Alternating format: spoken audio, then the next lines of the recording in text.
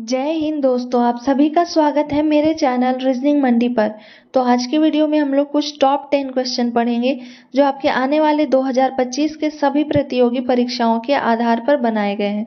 ये सारे के सारे क्वेश्चन जो है वो एक मॉडल सेट के आधार पर तैयार किया गया है और वीडियो के लास्ट में एक क्वेश्चन टेस्ट के रूप में दिए गए हैं। अगर आपको उसका आंसर मालूम है तो हमें कमेंट बॉक्स में कमेंट करके जरूर बताएं कि उस टेस्ट के दिए गए क्वेश्चन का आंसर क्या होगा। तो चलिए शुरू करते हैं आज का पहला प्रश्न। पहला प्रश्न है, नीचे दिए गए विकल्पों में से संबंधित संख्या का चयन कीजिए। अब जो संख्या दी गई है वो क्या है, तो कबड्डी है। कबड्डी का क्या दिया गया है, 7 है।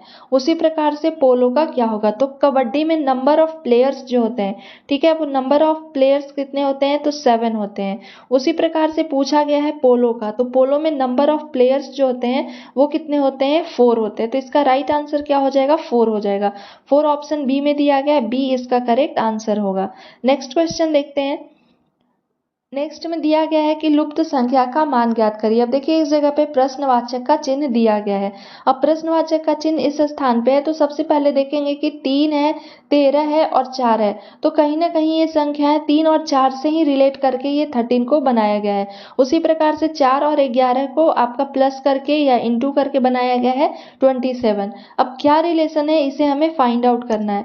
तो देखिए 3 और 4 को अगर आपस में प्लस करते हैं, ठीक है, 3 और 4 को प्लस करेंगे तो 3 और 4 को प्लस करने से कितना हो जाएगा, तो 7 हो जाएगा। अगर मल्टीप्लाई करते हैं इसे 3 इंटू क्या करेंगे, 4 करेंगे।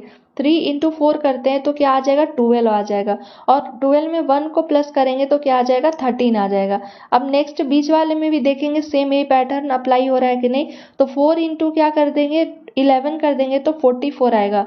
और 44 में 1 को ऐड करेंगे तो 45 हो जाएगा, यानी कि ये रूल फॉलो नहीं हो रहा है। तो देखिए इसमें कौन सा रूल फॉलो हो रहा है। सबसे पहले इसका स्क्वायर करते हैं, ठीक है, शुरू के जो संख्या है उसका स्क्वायर करते हैं। तो शुरू की संख्या क्या दी गई है, 3 है, तो 3 का स्क्वायर करेंगे तो कितना हो जाएगा, 4 हो जाएगा। और उसके 3 का स्क्वायर आपका 9 हो गया, ठीक है। और उसके बाद वाली संख्या क्या दी गई है, 4 दी गई है, तो इसे ऐड कर दिया गया है। तो 9 और 4 को ऐड करने से कितना आ जाएगा, 13 आ जाएगा। उसी प्रकार से देखिए इसमें भी 4 का क्या करेंगे, स्क्वायर करेंगे। तो 4 का स्क्वायर यानी 4 इंटू 4 करने से जो संख्या प्राप्त होगी वो क्या होगी, 16। और लास्ट वाली संख्या को ऐड कर दिया गया, प्लस क्या करेंगे, 11 कर देंगे। तो 16 से 11 को प्लस करेंगे तो क्या आ जाएगा, 27 आ जाएगा। इस जगह पे भी देखिए क्या दिया गया, 27। पैटर्न सही जा रहा है। तो इसमें क्या करेंगे, 6 का स्क्वायर करेंगे। तो 6 का स्क्वायर यानी 6 इंटू 6 करने से जो संख्या प्राप्त होगी वो होगी 36। अब 36 में से किसको ऐड करना है, तो ये लास्ट वाली संख्या को। तो प्लस क्या कर देंगे, 31 कर देंगे। 6 और 1 को ऐड करेंगे तो 7 हो जाएगा और 3 और 3 क्या हो जाएगा, 6 हो जाएगा। तो इसका राइट आंसर कितना आएगा, 67 आएगा। 67 देखिए ऑप्शन बी में दिया गया, राइट आंसर ऑप्शन बी हो जाएगा। अगला क्वेश्चन है, पुरुष, पिता और डॉक्टर, ठीक है। इसमें क्या है कि सबसे पहले किसका डायग्राम बनाएंगे, तो पुरुष का डायग्राम को बनाएंगे, ठीक है। ये पुरुष का डायग्राम बना। अब जो भी पिता होंगे वो क्या होंगे, पुरुष के अंतर्गत ही आएंगे, क्योंकि वो तो और कोई नहीं हो सकते जेंडर। जब भी होगा तो वो क्या होगा, पिता जो होंगे वो क्या होंगे, तो पुरुष ही होंगे। तो ये आपका क्या किसका हो गया, पिता का हो गया, ठीक है। ये डायग्राम आपका किसका हो गया, पिता का हो गया। और बाहर का जो डायग्राम है वो ये कौन से हो गए, तो ये हो गए पुरुष। अब नेक्स्ट में देखिए क्या कह रहा है, डॉक्टर कह रहा है, ठीक है। तो कुछ पिता डॉक्टर भी हो सकते हैं, कुछ पुरुष डॉक्टर भी हो सकते हैं, यानी कि सारे के सारे तो नहीं हो सकते हैं पर कुछ हो सकते हैं। तो डायग्राम जो है वो कुछ इस प्रकार से बनेगा, पहला ये, दूसरा ये हो गया और उसके बाद ये कुछ में बन सकते हैं, ठीक है। तो देखिए इस प्रकार से डायग्राम जो है वो ऑप्शन ए में दिया गया है। एक जो अंदर वाले ये किसका हो गया, तो ये पुरुष का, ये पिता का, और ये क्या हो गया, डॉक्टर। कुछ जो पिता है वो डॉक्टर हो सकते हैं, कुछ पुरुष जो है वो डॉक्टर हो सकते हैं। तो इसका राइट आंसर ऑप्शन ए हो जाएगा। अगला प्रश्न है, 12 का जो रिलेशन किसके साथ दिया गया, 36 का है, वही बताना है 14 का नेक्स्ट किसके साथ क्या रिलेशन होगा। तो सबसे पहले देखिए अगर इसमें 3 से मल्टीप्लाई करेंगे तो क्या आ जाएगा, 36 आएगा। और 14 को 3 से मल्टीप्लाई करने पे क्या आएगा, 42 आएगा। लेकिन कहीं भी हमारे ऑप्शन में 42 को नहीं दिया गया है। तो नेक्स्ट क्या किया गया कि पहले जो आपकी जो संख्या दी गई है शुरू की, ठीक है, तो शुरू की संख्या क्या है, 1 है और 2 है। अभी 1 और 2 को क्या किया गया है, आपस में ऐड किया गया है। तो 1 और 2 को ऐड करने से क्या आ जाएगा 3, और जो संख्या है उसी से मल्टीप्लाई करके लिखा गया है। तो 3 में 12 से मल्टीप्लाई करेंगे तो कितना आ जाएगा, 36 आ जाएगा। देखिए इस स्थान पे 36 है। अब इसमें भी क्या करेंगे, पहले दोनों संख्याओं को ऐड करेंगे, तो 1 + 4 हो जाएगा। 1 + 4 करेंगे तो क्या आ जाएगा 5, और संख्या जो है वो कितनी दी गई है 14 है, तो 5 इंटू क्या कर देंगे 14 कर देंगे। मल्टीप्लाई करने से आ जाएगा 70, तो 70 इसका राइट आंसर हो जाएगा ऑप्शन डी। अगला क्वेश्चन देखते हैं। अगला है श्रृंखला श्रेणी को पूरा करें। ठीक है, अब सबसे देखते हैं इसमें, देखिए कि श्रृंखला श्रेणी को पूरा करना है। अब क्या दिया गया है, तो P है, ब्लैंक है, GIO है। तो देखिए इसमें GIO, फिर GIO, ये सारे में आपका GIO का पैटर्न मिल रहा है। तो देखिए इसमें क्या हो जाएगा, तो GIO ये हो जाएगा और GIO ये भी हो जाएगा। ठीक है, तो दो तो हमें मालूम चल गया कि GIO का बन रहा है। ठीक है, अब देखिए नेक्स्ट इसको अगर इस प्रकार से करते हैं DGIO, ठीक है, इस प्रकार से अगर करते हैं तो देखिए यहाँ क्या हो रहा है कि एक एक जो है वो बढ़ रहा है। देखिए इस जगह पे P है, तो P के बाद ये G है, G से पहले देखिए सारे में D है, इस जगह पे भी देखिए D है, इस जगह पे भी G से पहले D है, तो इस जगह पे भी G से पहले क्या हो जाएगा, D हो जाएगा। ठीक है, अब देखिए इसमें PDGIO है। ठीक है, लेकिन यहाँ एक एक ये बढ़ रहा है, इस जगह पे P है तो देखिए यहाँ क्या दिया गया, R दिया गया, यानी कि बढ़ रहा है, एक एक +1 हो रहा है। तो P है तो इस जगह पे क्या हो जाएगा, Q हो जाएगा। देखिए P है, Q है, R है, नेक्स्ट क्या हो जाएगा, S हो जाएगा। ये एक एक बढ़ रहे हैं, P Q R S ऐसे क्रम में ये बढ़ते जा रहे हैं। ठीक है, और बाकी जो है DGIO वो सारे में क्या है, सेम है। DGIO का क्रम बन रहा है, और एक में P है, दूसरे में Q है, तीसरे में R है, और चौथे में क्या है, S दिया गया है। तब देखिए खाली स्थान पे कौन कौन से भरे थे, तो P इसमें D पहले भरे थे, तो D हो गया, उसके बाद Q हो गया, Q के बाद क्या है, G है, तो G को लिखेंगे, G के बाद भरे थे I के बाद S। DQGIS किस ऑप्शन में है, तो DQGIS ऑप्शन डी में दिया गया, तो इसका राइट आंसर ऑप्शन डी हो जाएगा। अगला प्रश्न है, कौन सी उत्तर आकृति प्रश्न आकृति के प्रतिरूप को पूरा करेगी। तो सबसे पहले इसी में हम लोग डायग्राम को बना लेते हैं। ठीक है, अब देखिए ये जो है इस प्रकार से, तो ये कुछ ऐसे इसको क्लोज करेगा। ठीक है, क्लोज करने के बाद इसमें ऐसे डायग्राम जो है वो बन रहे हैं। इसके ठीक सामने इस प्रकार से कैसी आकृति बनेगी। ठीक है, देखिए ऐसे ऐसे और ऐसे, यानी कि इस प्रकार से कुछ आकृति बनेगी, और ये ऐसे क्लोज होगा। तो ऑप्शन 1 तो दिख नहीं रहा है, 2 भी आपका नहीं है, और 3 में देखिए क्या दिया गया, एक ऊपर में भी क्लोज किया गया ऑप्शन 4 में, तो 4 भी नहीं होगा। ऑप्शन 3 को अगर देखते हैं तो सेम इसी प्रकार से कुछ आकृति बन रही है जो इसको फुलफिल करेगी, तो इसका राइट आंसर ऑप्शन 3 हो जाएगा, 3 करेक्ट हो जाएगा इसका।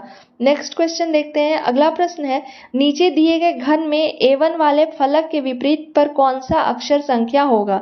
अब देखिए U5 है, O4 है, A1 है, E2 है, I3 है और Z6 है।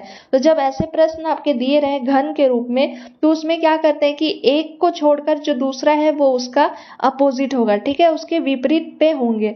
अब जैसे प्रश्न में देखिए U5 है, तो U5 का एक को छोड़ देंगे तो क्या हो जाएगा, A1। ठीक है, U5 जो है, U5 और A1 एक दूसरे के अपोजिट होंगे। O4 है, तो O4 सेकंड है, उसका एक छोड़ देंगे तो क्या हो जाएगा, E2 हो जाएगा। O4 का अपोजिट E2 होगा, और ये I3 का अपोजिट क्या हो जाएगा, ZX हो जाएगा। ठीक है, I3 का अपोजिट क्या होगा, ZX पूछा जाएगा। तो देखिए इसमें हमसे A1 के बारे में पूछ रहा है, तो A1 का क्या था, A1 का देखिए U5 आया, तो इसका राइट आंसर क्या हो जाएगा, U5 हो जाएगा। बस एक को छोड़ के दूसरा जो होगा वो उसका अपोजिट हो जाएगा। तो U5 में क्या, O4 को नहीं लेंगे, उसके बाद वाला कौन सा आ जाएगा, A1 हो जाएगा। O4 है, O4 में क्या करेंगे, एक छोड़ के लेंगे तो E2 होगा, और Z6 जो है वो किसका, I3 का अपोजिट हो जाएगा। जब भी ऐसे प्रश्न आते हैं तो एक को छोड़ के दूसरा जो है, एक जैसे पहला लिए हैं तो दूसरा नहीं, उसका अपोजिट कौन सा, तो तीसरे नंबर पे जो है वो उसका अपोजिट हो जाएगा। अगला प्रश्न है, विलुप्त संख्या ज्ञात करिए। अब सबसे पहले देखते हैं कि विलुप्त संख्या कहाँ दी गई है। तो ये देखिए ये संख्या दी गई है, इसे सॉल्व करना है। तो 5-8 को क्या 189 लिखा गया, 6-7 को क्या 265 लिखा गया है। उसी प्रकार से 7 और 9 को लिखेंगे। तो अगर ये दोनों, क्योंकि छोटी संख्या से बड़ी संख्या दी गई है तो या तो स्क्वायर होगा या क्यूब होगा। तो इसमें देखिए पैटर्न क्या है, सबसे पहले 5 का क्या किया गया है, क्यूब किया गया है। ठीक है, और 8 का क्या किया गया है, स्क्वायर किया गया है। तो 5 का जब क्यूब करेंगे यानी कि 5 5 इंटू 5 इंटू 5 तो कितना आएगा 125 आ जाएगा। और 8 का स्क्वायर करेंगे तो 8 का स्क्वायर 64 आता है। अब ये दोनों संख्या को आपस में ऐड कर देंगे तो 5 और 4 क्या हो जाएगा 9 हो जाएगा। 6 और 2 कितना हो गया 8 और 1, ठीक है, यानी कि 189 देखिए इस स्थान पे है। नेक्स्ट हम लोग क्या करेंगे 6 का क्यूब करेंगे और 7 का स्क्वायर करेंगे। देखते हैं संख्याएं क्या आती है। तो 6 का जब क्यूब करेंगे तो 6 गुने 6 गुने 6 कितना आता है 216 आता है। और 7 का स्क्वायर करने पे क्या आता है 49। अब ये दोनों संख्याओं को आपस में ऐड कर देते हैं तो 6 और 9 15 हो गया, 15 का 5, 1 बचा, 1 1 2 और 4 क्या हो गया 6 और 2 का 2, 265 आ रहा है। देखिए इस स्थान पे भी क्या है 265 है, यानी पैटर्न हमारा सही जा रहा है। अब 7 का क्यूब करेंगे और 9 का स्क्वायर करेंगे तो 7 का क्यूब करने से आ जाएगा 343। 7 इंटू 7 करेंगे तो 343 और 9 का स्क्वायर करने से क्या आता है 81 आ जाएगा। अब ये दोनों संख्याओं को आपस में ऐड करते हैं तो 3 और 1 कितना हो गया 4 हो गया, 4 और 8 12 हो गया 2 और 3 और 1 4, 424 इस स्थान पे आ जाएगा। 424 देखते हैं किस ऑप्शन में है, ऑप्शन सी में दिया गया तो इसका राइट आंसर ऑप्शन सी हो जाएगा। अगला प्रश्न है यदि किसी निश्चित कूट भाषा में FLED को 3921 के रूप में और GIFT गिफ्ट को 46317 के रूप में कूटबद्ध किया जाता है तो उसी भाषा में हंक को कैसे कूटबद्ध किया जाएगा। अब देखिए सबसे पहले क्या दिया गया है F है, L है, E है और D है। तो ये संख्याएं को क्या जो आपके दी गई है अल्फाबेट का लेटर उसे एक संख्या के रूप में दी गई है तो कहीं ना कहीं ये संख्याएं जो है इसका अल्फाबेट में जो पोजीशन होते हैं उसे लिखा गया है। तो F कितने नंबर पे आता है 6 नंबर पे आता है। L कितने नंबर पर आता है तो L आता है 12 नंबर पे। उसी प्रकार से E कितने नंबर पे आता है तो 5 नंबर पे आता है और D कितने नंबर पर आता है 4 आता है। और इन सारे का कूट जो दिया गया है वो क्या है 3 है, 9 है, 2 है और 1 लिखा गया है। अब देखिए इसके जो कूट का नंबर है उसमें सारे में -3 किया गया है। इसमें भी -3 है, इसमें भी -3 करेंगे तो 9 आ जाएगा, 5 में से -3 करेंगे तो 2 आ जाएगा और 4 में से -3 करेंगे तो क्या आ जाएगा 1 आ जाएगा। अब देखिए अगले को भी चेक कर लेते हैं। तो G है, G का जो स्थान होता है वो 7 होता है तो -3 किया करके क्या लिखा है 4 लिखा है। I का 9 होता है तो 9 को -3 करके 6 लिखा है, यानी कि पैटर्न सही जा रहा है, आगे चेक करने की जरूरत नहीं है। उसी प्रकार से किसको लिखना है तो हंक को लिखना है HUNK। अब H का जो स्थान होता है वो क्या होता है 8 होता है तो 8 लिख दिए। U है, U का जो स्थान होता है वो होता है 21। N है, N का स्थान क्या होता है 14 होता है और K का स्थान जो होता है वो 11 होता है। अब इन सारे में क्या करना है -3 करके जो आएगा वो इसके कूट हो जाएंगे हंक के। तो -3 सारे में करेंगे तो 8 से 3 को माइनस करेंगे तो क्या हो जाएगा 5 हो जाएगा। 21 को 3 से माइनस करेंगे तो कितना 18 हो जाएगा। 14 को अगर 3 से माइनस करेंगे तो 11 हो जाएगा और 11 को 3 से माइनस करेंगे तो 8 आ जाएगा।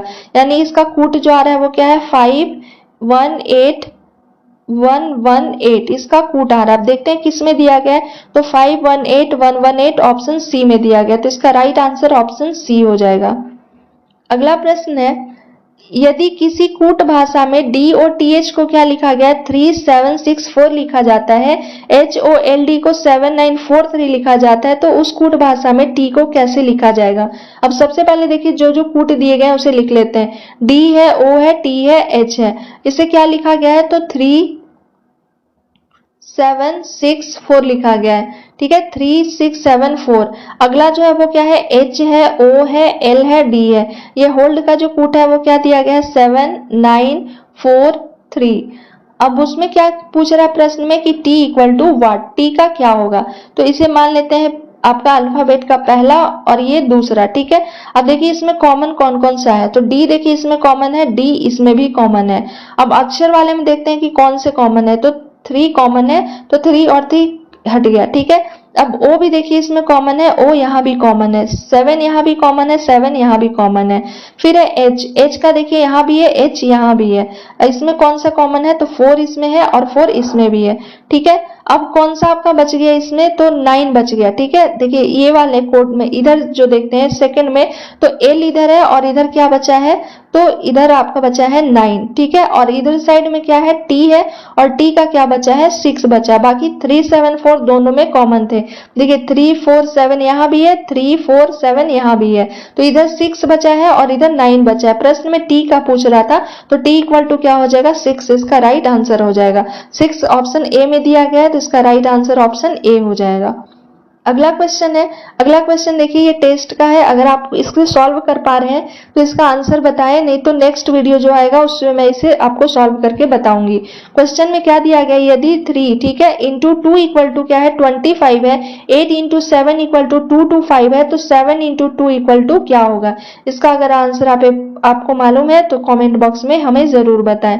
तो ये आज के कुछ इंपॉर्टेंट क्वेश्चन थे 11, जो आपके आने वाले हर एक एग्जाम के लिए मोस्ट इंपॉर्टेंट क्वेश्चन का एनालिसिस के आधार पर बनाया गया है। आई होप आपको वीडियो पसंद आया होगा। अगर वीडियो पसंद आया तो प्लीज एक लाइक, शेयर एंड सब्सक्राइब जरूर करें, ताकि आने वाले वीडियो का नोटिफिकेशन आपके नंबर पर आ सके। और अगर आप मेरे चैनल पे नए हैं तो प्रीवियस वीडियो को भी एक बार जाकर जरूर देखें। ये सारे के सारे क्वेश्चन मोस्ट इंपॉर्टेंट क्वेश्चन का कलेक्शन दिया गया है। Thank you for watching my video. मिलते हैं जल्द नेक्स्ट वीडियो के साथ।